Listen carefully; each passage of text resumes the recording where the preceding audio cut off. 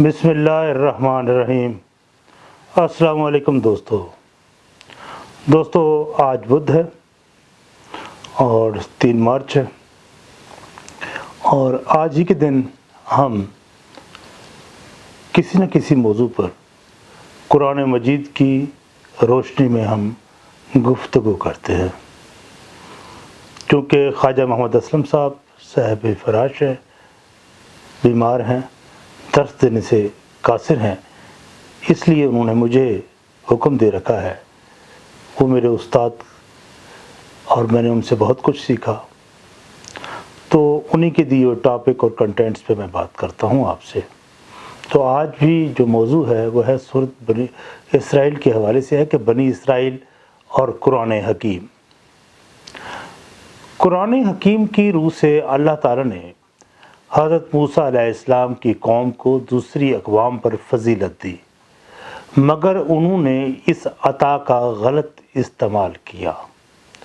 بار بار ملامت اور تنبیہ کے باوجود یہ لوگ راہ راست پر نہ آئے تو اللہ تعالیٰ نے انہیں راندہ درگاہ قرار دیا۔ بجائے توبہ کرنے کے سیدھا راستے پر آنے کے ان لوگوں نے اللہ تعالیٰ کے خلاف محاذ بنایا اور اس کی مخلوق پر عرصہ حیات تنگ کرنا شروع کر دیا، اور اس کے لیے انہوں نے ایسی ترکیبیں بنانی شروع کی کہ ان سے پہاڑ تک ہل جائے۔ رب رحمان کا ارشاد ہے سورۃ ابراہیم میں کہ حالانکہ ان کی چالیں ایسی تھیں کہ پہاڑوں کو بھی ہلا کے رکھ دیں، اللہ تعالیٰ کے عطا شدہ اسلامی نظام زندگی کی تخریب کاری سیبوٹاج کے لیے انہوں نے جو عقل عیار سے کام لیتے ہوئے اس کے حیات بخشش اصولوں کی ضد پر نظام سرمایہ داری ترتیب دیا۔ قرآن حکیم میں ایک تو احکام تو کرنے ہیں یعنی امر بالمعروف، اور دوسرا احکام نہ کرنے کے ہے یعنی نہی عن المنکر۔ عقل عیار نے نئے نظام کے لیے پہلا کام تو یہ کیا کہ ان دونوں کو بدل دیا، یعنی امر معروف کو نہی عن المنکر اور نہی عن المنکر کو امر بالمعروف قرار دیا۔ تینوں بڑی الہامی کتابیں یعنی تورات، انجیل اور قرآن حکیم میں سود کی مذمت کی گئی اور اسے قابل تعزیر جرم کام قرار دیا گیا۔ بنی اسرائیل نے نئے نظام کی تیاری میں سود کو بنیاد بنا دیا، اور مال و دولت جس کو جمع کرنا اسلامی نظام میں حرام مطلق تھا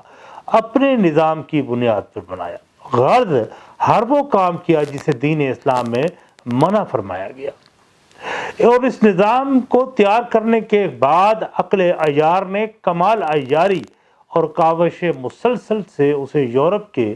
چند چھوٹے ملکوں میں رائج بھی کر دیا، جو پھیل کر دوسرے ممالک میں ان کی جڑیں انہوں نے پکڑ لی۔ ان کا مقصد یہ تھا کہ پہلے سود اور ظلم اور استحصال سے دولت کی گردش میں رکاوٹ ڈالی جائے، پھر لوگوں کے حاصل محنت پر قبضہ کر کے قوموں اور ملکوں کو کمزور کر دیا جائے، اور ان کے درمیان جنگیں کروا کر بڑی سلطنتوں کو چھوٹے ٹکڑوں میں تقسیم کر دیا جائے اور دنیا بھر میں اپنی حاکمیت اعلیٰ قائم کی جائے۔ یہ نظام صدیوں سے رائج ہے اور آج دنیا بھر میں پوری آب و تاب کے ساتھ قائم ہے۔ امریکی رسالہ ٹائمز کے مطابق دنیا کے تقریباً 7 ارب انسانوں کا حاصل محنت کا 90% 183 ملٹی نیشنل کمپنی کے قبضے میں جا چکا ہے، جو سب کی سب ان لوگوں کی ملکیت ہے۔ یہ سلسلہ شب و روز جاری ہے، لیکن حکم الحاکمین کا ارشاد ہے سورۃ العمران میں، وہ چالیں چل رہے ہیں اور پھر اوپر سے اللہ تعالیٰ چالیں چل رہا ہے، اور اللہ سب سے بہتر چال چلنے والا ہے۔ آئیے دیکھتے ہیں کہ بنی اسرائیل کے بارے میں اللہ کا پروگرام کیا ہے۔ سورۃ بنی اسرائیل میں لکھا ہے کہ یاد رکھو ہم نے اپنی کتاب تورات میں بنی اسرائیل کو تنبیہ کر دیا تھا کہ تمہارا یہی حال رہا اگر تو تم بالضرور زمین پر 2 مرتبہ سرکشی کرو گے، بڑی سرکشی۔ پھر دونوں میں سے پہلی وعید کا موقع آیا تو ہم نے تمہیں اپنے سخت جنگجو بندے مسلط کر دیے، ان شہروں میں گھس کر تمہیں تخت و تاراج کر دیا اور دیکھو اس وعید کا پورا ہونا شدھ نہیں تھا اور وہ پوری ہو کے رہا۔ پھر ہم نے تمہارے دن یعنی دشمنوں پر غلبہ دے دیا اور تمہیں مال و دولت اور اولاد نرینہ سے مدد دی، تمہیں افرادی قوت یعنی مین پاور بھی نسبتاً زیادہ کر دی۔ اگر تم نے حسین کام ہر اعمال صالح کیے تو تم نے ایسا اپنے مفاد میں کیا، اور اگر تم نے اعمال سود کیے تو ان کا انجام تمہیں بھگتنا پڑا۔ پھر جب تمہارے دوسرے وعدے کا وقت آئے گا تو مسلط کر دیں گے ہم تم پر دوسرے دشمن، تاکہ وہ مار مار کر تمہارا حلیہ بگاڑ دیں اور داخل ہو جائیں مسجد بیت المقدس میں جس طرح داخل ہوئے اور اس میں پہلی مرتبہ، تاکہ وہ تمہاری ہر شے تباہ کر دیں۔ یعنی جب بنی اسرائیل کے اکسانے پر حضرت عیسیٰ علیہ السلام کو سولی دے دی گئی تو عراق کے بادشاہ بخت نصر نے فلسطین پر حملہ کر دیا اور بنی اسرائیل کے بالغ لوگوں کو قتل کر دیا، عورتوں اور بچوں کو ہانک کر اپنے ملک میں لے گیا۔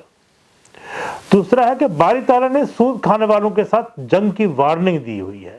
سورۃ بقرہ میں ہے، اگر تم نے ایسا نہ کیا یعنی سود کھانا نہ چھوڑا تو پھر تیار ہو جاؤ جنگ کے لیے اللہ اور اس کے رسول کے ساتھ، اور دنیا بھر کے تمام لوگ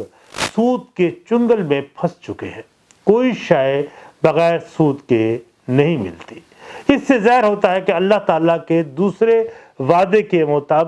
کے پورے ہونے کا وقت آ گیا ہے۔ قرآن مجید کی تنبیہ یعنی وارننگ سورۃ المائدہ میں ہے کہ اے ایمان والو، یہودیوں اور نصرانیوں کو اپنا دوست اور کارساز نہ بنانا، وہ تمہاری دشمنی میں ایک دوسرے کے دوست ہیں، لہذا جو مسلمان ان سے دوستی کرے گا وہ انہی میں سے ہوگا، اور ایسے میں ظالموں کو اللہ تعالیٰ کی کامیابی اور کامرانی کی براہ راست کسی کی طرف رہنمائی نہیں کرتا وہ ان کی، یعنی وہ ظالم بھی ہوگا اور بے ہدایت بھی رہے گا۔ اور سورۃ الحشر میں ہے، عبرت حاصل کرو اے دیدہ و بینا رکھنے والوں۔ بہرحال آج کا یہ ہماری گفتگو تمام ہوئی، اور اگلے بدھ کو نئے ٹاپک کے ساتھ آپ کی خدمت میں حاضر ہوں گا، اور آپ سے یہ بھی گزارش کہ آپ پبلک سٹینڈز جو یہ میرا چینل ہے اس کو بھی سبسکرائب کریں اور بیل آئیکن کے بٹن کو بھی پریس کر دیں۔